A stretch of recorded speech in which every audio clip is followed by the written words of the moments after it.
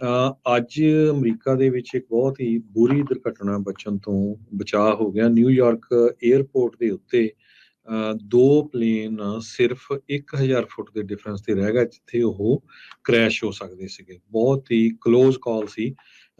John F Kennedy International airport ਦੇ ਉੱਤੇ Boeing 777 UK ਨੂੰ ਜਾ ਰਿਹਾ ਸੀ ਤੇ ਬੋਇੰਗ 737 ਡੋਮਿਨਿਕ ਰਿਪਬਲਿਕ ਨੂੰ ਜਾ ਰਿਹਾ ਸੀ। ਜਦੋਂ ਇੱਕ ਪਲੇਨ ਟੇਕ ਆਫ ਕਰਨ ਲੱਗਾ ਤੇ ਸੇਮ ਕ੍ਰਾਸਿੰਗ ਦੇ ਉੱਤੇ ਦੂਜਾ ਜਹਾਜ਼ ਸੀ, ਉਸਨੇ ਵੀ ਟੇਕ ਆਫ ਕਰਨਾ ਸੀ ਤੇ ਇਮੀਡੀਏਟਲੀ ਜੋ 에ਅਰ ਟ੍ਰੈਫਿਕ ਕੰਟਰੋਲਰ ਆ ਉਸਨੇ ਲੱਕਲੀ ਕਹਿੰਦੇ ਦੇਖ ਲਿਆ ਤੇ ਉਸਨੇ ਇਮੀਡੀਏਟਲੀ ਜੋ ਡੈਲਟਾ 에ਅਰਲਾਈਨ ਦਾ ਜਹਾਜ਼ ਸੀ 737 ਉਸ ਨੂੰ ਕਿਹਾ ਵੀ ਇਮੀਡੀਏਟਲੀ ਸਟਾਪ ਕਰ ਦਿਓ ਉੱਥੇ।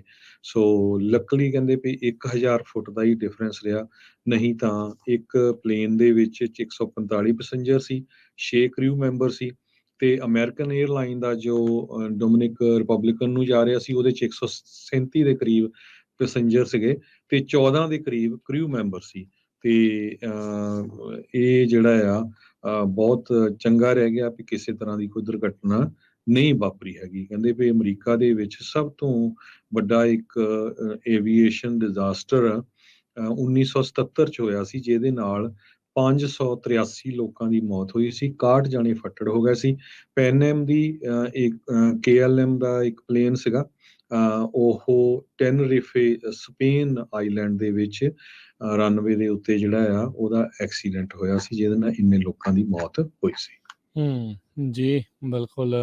ਸੋ ਇਹ ਸਾਰੀਆਂ ਚੀਜ਼ਾਂ ਜਿਹੜੀਆਂ ਹਰਜੋਤ ਸਿੰਘ ਜੀ ਜਿਹੜੀ ਇਹ ਹੋਈ ਹੈ ਬਾਲ ਜਿਹੜਾ ਉਹ ਬਚਾਅ ਹੋ ਗਿਆ ਆ ਤੇ ਇਸ ਦੀ ਜਾਂਚ ਜਿਹੜੀ ਉਹ ਹੋਵੇਗੀ ਵੀ ਜਿਹੜਾ ਜਹਾਜ਼ ਚੜ੍ਹਨ ਲੱਗਾ ਸੀ ਉਹ ਅਚਨਚੇਤੇ ਰੁਕ ਕਿਉਂ ਗਿਆ ਤੇ ਦੂਜਾ ਤੇ ਐਡੀ ਲਾਗੇ ਜਿਹੜਾ ਆ ਉਹ ਕਿਉਂ ਪਹੁੰਚ ਗਿਆ ਹੈਗਾ। ਅੱਜ ਅਮਰੀਕਾ ਦੇ ਵਿੱਚ ਇੱਕ ਬਹੁਤ ਹੀ ਬੁਰੀ ਦੁਰਘਟਨਾ ਬਚਣ ਤੋਂ ਬਚਾਅ ਹੋ ਗਿਆ। ਨਿਊਯਾਰਕ 에ਅਰਪੋਰਟ ਦੇ ਉੱਤੇ ਦੋ ਪਲੇਨ ਸਿਰਫ 1000 ਫੁੱਟ ਦੇ ਡਿਫਰੈਂਸ ਤੇ ਰਹਿ ਗਿਆ, ਜਿੱਥੇ ਉਹ ਕ੍ਰੈਸ਼ ਹੋ ਸਕਦੇ ਸੀਗੇ। ਬਹੁਤ ਹੀ ਕਲੋਜ਼ ਕਾਲ ਸੀ।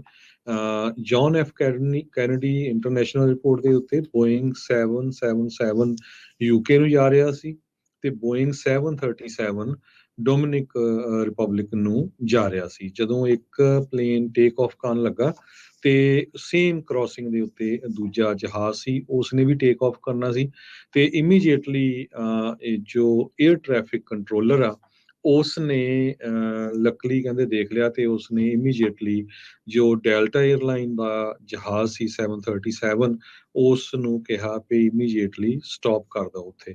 ਸੋ ਲੱਕਲੀ ਕਹਿੰਦੇ ਵੀ 1000 ਫੁੱਟ ਦਾ ਹੀ ਡਿਫਰੈਂਸ ਰਿਹਾ, ਨਹੀਂ ਤਾਂ ਇੱਕ ਪਲੇਨ ਦੇ ਵਿੱਚ 145 ਪੈਸੇਂਜਰ ਸੀ, 6 ਕ੍ਰਿਊ ਮੈਂਬਰ ਸੀ ਤੇ ਅਮਰੀਕਨ 에ਅਰਲਾਈਨ ਦਾ ਜੋ ਡੋਮਿਨਿਕ ਰਿਪਬਲਿਕਨ ਨੂੰ ਜਾ ਰਿਹਾ ਸੀ ਉਹਦੇ 'ਚ 137 ਦੇ ਕਰੀਬ ਪੈਸੇਂਜਰ ਸੀਗੇ ਤੇ 14 ਦੇ ਕਰੀਬ ਕ੍ਰਿਊ ਮੈਂਬਰ ਸੀ। ਤੇ ਇਹ ਜਿਹੜਾ ਆ ਬਹੁਤ ਚੰਗਾ ਰਹਿ ਗਿਆ ਵੀ ਕਿਸੇ ਤਰ੍ਹਾਂ ਦੀ ਕੋਈ ਦੁਰਘਟਨਾ ਨਹੀਂ ਵਾਪਰੀ ਹੈਗੀ। ਕਹਿੰਦੇ ਵੀ ਅਮਰੀਕਾ ਦੇ ਵਿੱਚ ਸਭ ਤੋਂ ਵੱਡਾ ਇੱਕ ਏਵੀਏਸ਼ਨ ਡਿਜ਼ਾਸਟਰ 1977 ਚ ਹੋਇਆ ਸੀ, ਜਿਹਦੇ ਨਾਲ 583 ਲੋਕਾਂ ਦੀ ਮੌਤ ਹੋਈ ਸੀ, 61 ਜਾਣੇ ਫੱਟੜ ਹੋ ਗਏ ਸੀ। ਪੈਨਐਮ ਦੀ ਇੱਕ KLM ਦਾ ਇੱਕ ਪਲੇਨ ਸੀਗਾ, ਉਹ ਟੈਨਰਿਫੇ ਸਪੇਨ ਆਈਲੈਂਡ ਦੇ ਵਿੱਚ ਰਨਵੇ ਦੇ ਉੱਤੇ ਜਿਹੜਾ ਆ ਉਹਦਾ ਐਕਸੀਡੈਂਟ ਹੋਇਆ ਸੀ, ਜਿਹਦੇ ਨਾਲ ਇੰਨੇ ਲੋਕਾਂ ਦੀ ਮੌਤ ਹੋਈ ਸੀ। ਜੀ ਬਿਲਕੁਲ। ਸੋ ਇਹ ਸਾਰੀਆਂ ਚੀਜ਼ਾਂ ਜਿਹੜੀਆਂ ਹਰਜੋਤ ਸਿੰਘ ਜੀ ਜਿਹੜੀ ਇਹ ਹੋਈ ਹੈ ਬਾਲ ਜਿਹੜਾ ਉਹ ਬਚਾਅ ਹੋ ਗਿਆ ਆ ਤੇ ਇਸ ਦੀ ਜਾਂਚ ਜਿਹੜੀ ਉਹ ਹੋਵੇਗੀ ਵੀ ਜਿਹੜਾ ਜਹਾਜ਼ ਚੜ੍ਹਨ ਲੱਗਾ ਸੀ ਉਹ ਅਚਨਚੇਤੇ ਰੁਕ ਕਿਉਂ ਗਿਆ ਤੇ ਦੂਜਾ ਤੇ ਐਡੀ ਲਾਗੇ ਜਿਹੜਾ ਆ ਉਹ ਕਿਉਂ ਪਹੁੰਚ ਗਿਆ ਹੈਗਾ।